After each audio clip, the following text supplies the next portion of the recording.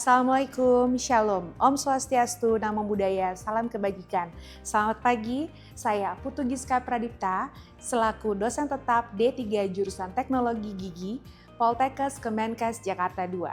Pada kesempatan kali ini saya ingin menyampaikan terkait mata kuliah yang saya ampu sesuai dengan bidang keahlian saya, yaitu Ilmu Bahan Polimer dan Auxiliary Kedokteran Gigi. Saya menggunakan referensi utama, yaitu buku karya saya sendiri yang berjudul Dental Metal Alloy dan penggunaannya sebagai restorasi gigi tiruan. Mata kuliah ini ditujukan untuk mahasiswa teknologi gigi semester 1 dengan kode mata kuliah TG.5.24.1.05 yang berbobot 2 SKS dengan pertemuan sebanyak 16 kali pertemuan yang dibagi menjadi 14 kali tatap muka materi, 1 kali UTS, dan 1 kali UAS. Mata kuliah ini membahas terkait bahan-bahan kedokteran gigi yang digunakan dalam pembuatan gigi tiruan sebagian lepasan atau yang biasa kita sebut GTSL dan gigi tiruan lengkap lepasan atau GTLL. Mulai dari sifat material, polimer, gipsum, akrilik resin, bahan cetak, hingga material finishing dan polishing. Tidak hanya itu, setelah menyelesaikan kuliah ini, mahasiswa diharapkan mampu memahami material polimer yang akan digunakan untuk GTSL, alat orto lepasan, maksilofasial, dan mahasiswa mampu memanipulasi dan mengaplikasikannya. Adapun capaian pembelajaran lulusan atau CPL mata kuliah ini yaitu adalah CPL 2, yaitu lulusan mampu membuat gigi tiruan sesuai dengan syarat atau standar kesehatan atau standar keteknisian gigi.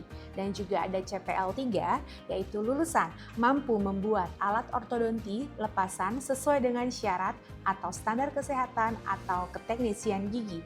Dan juga CPL 4, lulusan mampu membuat protesa maksilofasial sesuai dengan syarat atau standar kesehatan atau standar keteknisian gigi. Dan juga ada CPMK. CPMK 1 yaitu mahasiswa mampu memahami yang termasuk C2, material polimer dan auxiliary yang akan digunakan dalam pembuatan gigi tiruan lepasan, protesa maksilofasial dan alat ortodonti. Dan juga ada CPMK 2, mahasiswa mampu mengaitkan struktur material dan hubungannya dengan sifat material dan aplikasinya. Dan juga ada CPMK 3, mahasiswa mampu mengaitkan sifat-sifat material dan hubungannya dengan kesehatan hati sesuai dengan SUP Poltekkes Kemenkes Jakarta II. Dan ada CPMK 4, mahasiswa mampu menjelaskan syarat-syarat material dan cara memanipulasi. Tujuan mata kuliah ini adalah memahami jenis-jenis bahan kedokteran gigi yang digunakan untuk GTSL dan GTLL. Yang kedua, menjelaskan sifat fisik, kimia, dan mekanik dari material kedokteran gigi seperti polimer, gipsum, dan juga bahan poles. Yang ketiga, menganalisis kelebihan dan keterbatasan masing-masing bahan dalam konteks penggunaan untuk pembuatan gigi tiruan. Yang keempat, mengaplikasikan pengetahuan tentang bahan kedokteran gigi dalam proses pembuatan pemolesan gigi tiruan secara tepat. Dan yang kelima adalah meningkatkan keterampilan praktis dalam pemilihan dan penggunaan material kedokteran gigi secara efisien dan sesuai dengan standar laboratorium. CPL, CPMK, dan tujuan mata kuliah tersebut sudah tertuang dalam RPS dan telah divalidasi oleh Ketua Jurusan dan Gugus Pengendali Mutu di Poltekkes Kemenkes Jakarta II. 3 komponen utama dalam proses pembelajaran mata kuliah ini adalah deliver, interaction, dan assessment. Untuk delivery, saya memberikan materi berupa RPS dan juga PPT yang dapat diunduh oleh mahasiswa lewat Sevima, serta presentasi interaktif yang langsung dilakukan secara tatap muka untuk mendukung pemahaman mahasiswa. Materi yang saya sampaikan didukung oleh beberapa media pembelajaran berupa PPT, kuis interaktif, Word, dan Canva sebagai media pendukungnya. Interaksi adalah pada mata kuliah ini melibatkan komunikasi dua arah yaitu antara dosen dan juga mahasiswa yang berupa diskusi, tanya jawab, dan kolaborasi serta refleks bersama. Asesmen ataupun sistem penilaian yang saya lakukan dalam mata kuliah ini mencakup asesmen formatif untuk penilaian proses yang dilakukan melalui kuis, tugas individu dan kelompok, serta penilaian sikap dan keterampilan sesuai RPS yang selanjutnya asesmen sumatif untuk penilaian akhir berupa UTS dan UAS. Model pembelajaran yang digunakan dalam mata kuliah ini adalah Discover Learning, Student Centered Learning, dan juga Problem Based Learning. Referensi yang saya gunakan dalam mata kuliah ini yaitu berupa buku referensi karya ahli serta juga artikel jurnal bereputasi yang memiliki nilai kebaharuan. Agar mahasiswa mampu mengikuti perkembangan ilmu pengetahuan dan teknologi masa kini. Baik, berikut adalah video proses pembelajaran pada mata kuliah ilmu bahan polimer dan akseleri kedokteran gigi dengan materi pada pertemuan keempat. Mari kita simak. Oke, selamat pagi. Oke, kita belajar apa nih hari ini? Coba PJ-nya. Oke, dental polimer. Berarti pertemuan keberapa itu? Keempat. Oke, kita sambil recall dulu ya. Nah, sebelumnya kalian sudah dapat referensi ini dari perpustakaan belum? Sudah. Ada yang belum lengkap atau sudah lengkap semua? Oke, sudah lengkap ya. Untuk recall materi sebelumnya, siapa nih yang mau bantu saya untuk menjelaskan sifat material kedokteran gigi? Ya, silakan Prawira. Ada sifat material kedokteran gigi itu satu sifat biologis. Sifat biologis berarti adalah mampu beradaptasi di dalam rongga, mulut, dan juga ya. Kemudian sifat yang kedua. Ya, silakan. Sifat fisik dan sifat kimia, dok. Oke, apa itu? Itu ada warna, translusion, thermal, dan listrik, dok. Oke, kemudian ada lagi atau udah dua aja? Oke, Kirena. Sifat mekanik, Sifat mekanik, apa itu berarti sifat mekanik? kekuatan tarik. Kekuatan tarik, benar. Tepuk tangan dulu untuk kita semua. Oke. Ya, selanjutnya adalah pembahasan. Sekarang kita mau belajar, tadi benar ya PJ-nya, kita mau belajar dental polimer dan polimerisasi. Kira-kira apa sih itu yang dimaksud dengan polimer? Pernah dengar monomer nggak? Nah, apa bedanya monomer dan polimer? Nah, kita lihat ya. Kita bahas hari ini. Ya, polimer itu adalah molekul besar yang tersusun dari unit monomer yang berulang-ulang. Jadi berarti satu bahan itu disebut monomer. Jika dua berbagai macam bahan namanya polimer. Oke? Paham sampai sini ya? Misalnya adalah kita basis resin akrilik menggunakan PMMA. PMMA itu adalah polymethyl methacrylate. Jadi polymethyl methacrylate berarti terdiri dari beberapa monomer atau banyak monomer ya. Kemudian ada 3 tahapan, yaitu yang pertama inisiasi. Jadi sebuah molekul masuk ke dalam molekul lain disebut inisiasi. Kemudian yang kedua adalah propagasi, yaitu adalah rantai polimernya bergabung menjadi bertambah ya. Jadi menjadi rantai panjang sekali ya. Kemudian terminasi. Jadi dua rantainya aktif bertemu. Jadi kalau misalnya reaksinya sudah berhenti, dia tidak akan menjadi polimer-polimer. Jadi kalau kita bergandengan tangan, misalnya nih, satu gandengan tangan, coba kita bergandengan tangan nih. Nah, kalian bergandengan tangan. Itu namanya polimer atau monomer? Nah, polimer seperti itu ya. Berarti tahapan yang kemana tuh? Tahapan yang ke? Ya, kalian udah nggak bisa ditambah lagi. Kalau misalnya saya sama kamu nih, kalian udah membuat rantai. Terus saya tiba-tiba mau buat rantai lagi. Saya nggak bisa, berarti saya udah masuk di tahap Nah, seperti itu ya. Oke, yuk next slide. Nah, kemudian ada dental wax, komposisi, sifat, dan jenis. Nah, kalau dilihat dari sini nih kira-kira nih ya, saya mau bagiin dulu di beberapa kelompok ya, wax-nya. Kemudian ada lagi kelompok ini ya, kamu berdua ya, dan kelompok selanjutnya ya. Oke, nah ini kalau yang parafin, Canuba wax sama beeswax itu yang membedakan adalah sumbernya. Jadi kalau parafin itu sumbernya dari minyak bumi, kalau Carnauba wax itu dari daun palem Brazil. Kemudian beeswax itu dari sumbernya dari lilin lebah. Nah, kalau sekarang yang kalian pegang nih misalnya ya, kalian lihat dulu bentuknya. Nah, ternyata itu masuk dalam mana ya? Nah, sebelum kita lihat itu kita harus pahami dulu sifat kritisnya, yaitu jika waxnya itu dia mudah dipanaskan, bener nggak? Mudah dipanaskan. Tapi kalau misalnya kalian sudah tidak menyalakan api lagi, dia jadinya dingin atau enggak? Seperti ingat nggak kalian kalau lagi praktikum dental anatomi? Kalian mengukir wax kan? Nah itu dari wax yang mana? Coba tunjukin. Dari wax yang mana? Dari wax, ya kalian buat, terus kemudian kalian masukkan ke kotak, kalian ukir sendiri waxnya. Berarti itu adalah sifat wax yang mudah dimanipulasi atau mudah dibuat. Nah kemudian kalau misalnya wax itu mengalami distorsi atau misalnya distorsi itu gangguan dari luar, misalnya kalian tidak sengaja lagi ngukir bentuk gigi insisif gitu ya. Nah dia itu jadi gigi tiruannya tidak fix, makanya kalau misalnya nanti kalian dapat SPK ada membuat bite trim, itu langsung segera dikerjakan. Jangan lagi kamu panasin lagi karena itu akan berubah cetakannya, ya, paham? Oke. Nah, kemudian di sini jenisnya ada 4. Inlay wax. Inlay wax itu coba dibaca, Radifa, inlay wax itu untuk apa? Untuk pola restorasi logam tuang. Oke, untuk pola restorasi logam tuang, dihafal ya. Jangan-jangan sekarang setelah ini kita ada kuis, kalian bisa jawab ya. Kemudian yang kedua ada base plate wax untuk apa?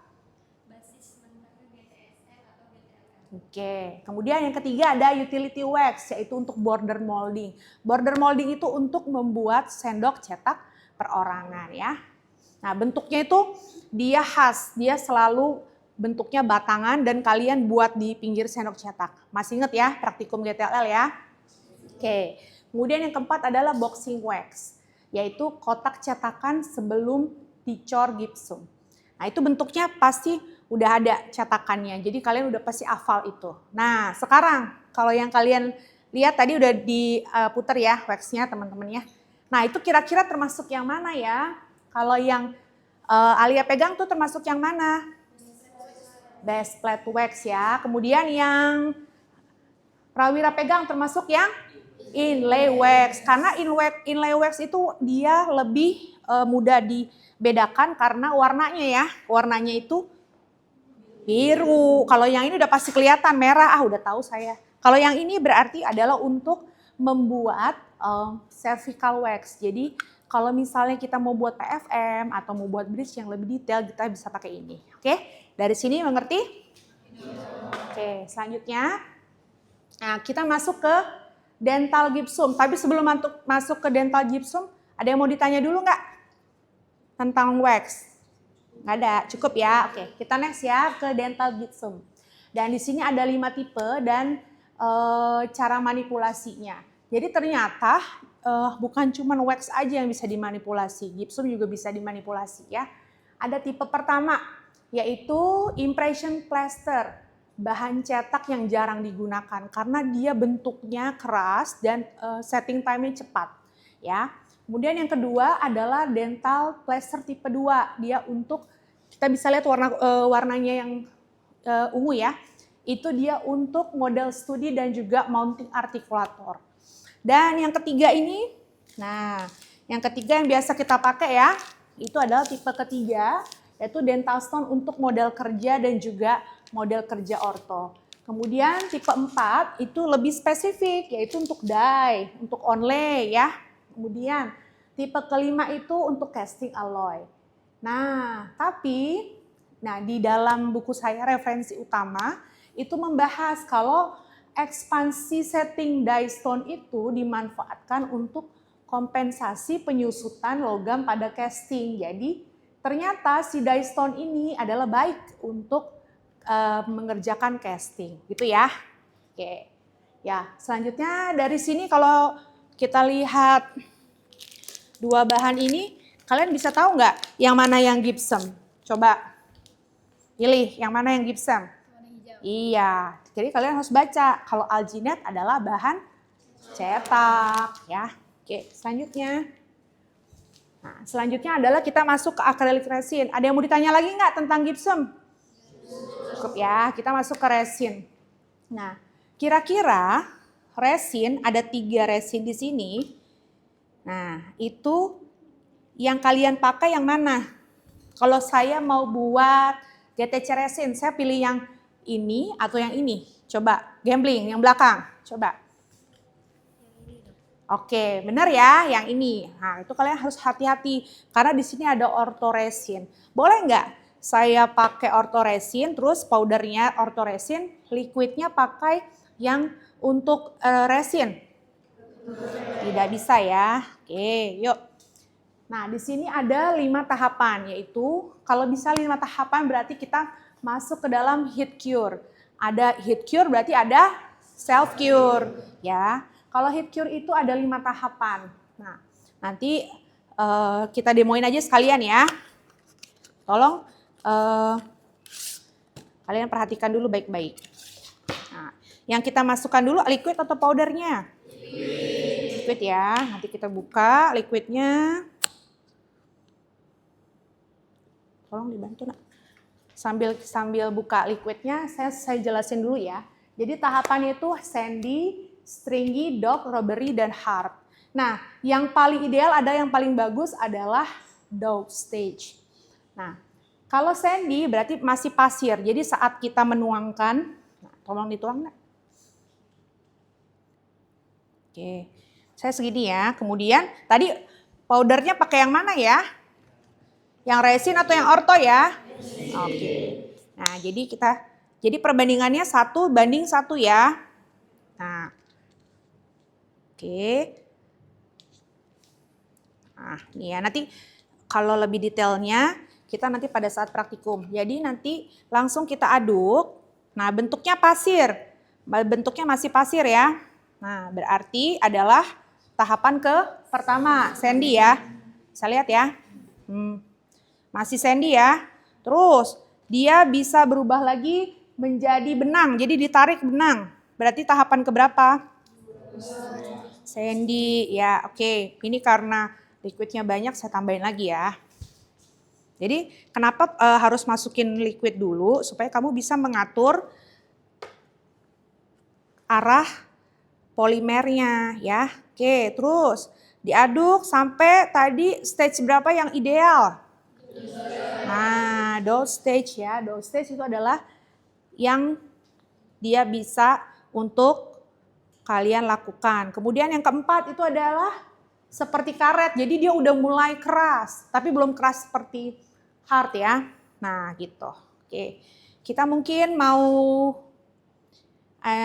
mahasiswa ya, yang 1 orang untuk membuat sampai dia ke tahapan dough stage. Siapa yang mau? Ya, coba Sahla silakan. Ya, maju ke depan yuk. Ya. Kita buat dia sampai dough stage. Silakan. Nah. Ditambahin lagi aja boleh. Ya. Ya, cukup apa belum? Oke.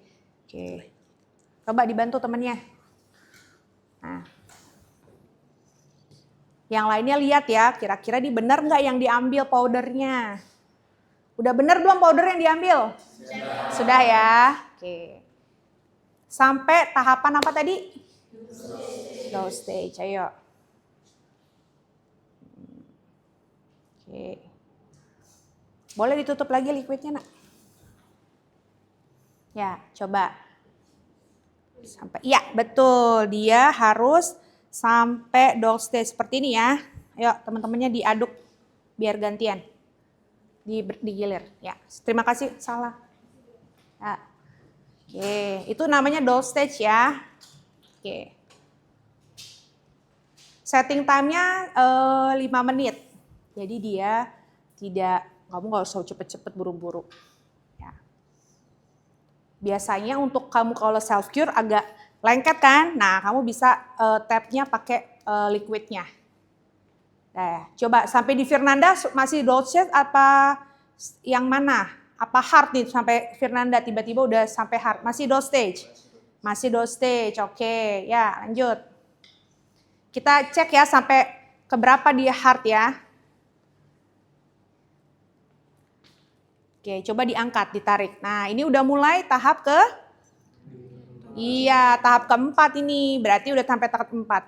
Berarti nanti prawira udah tahap kelima. Coba. Belum, masih tahap keempat ya. Lanjut, coba. Masih keempat atau udah hard? Nah, kalau keempat dia masih bisa. Jadi bentuknya seperti karet kan, masih seperti karet. Nah, gitu ya. Dari sampai sini paham ya? Coba. Ya, oke. Yuk, next. Nah, kemudian kita masuk ke bahan cetak tadi. Pertama apa? Polimer. Nah, sekarang saya mau tanya dulu. Masuk ke sebelumnya lagi. Polimer, apa yang dimaksud dengan polimer? Ayo, siapa yang tahu? Ya.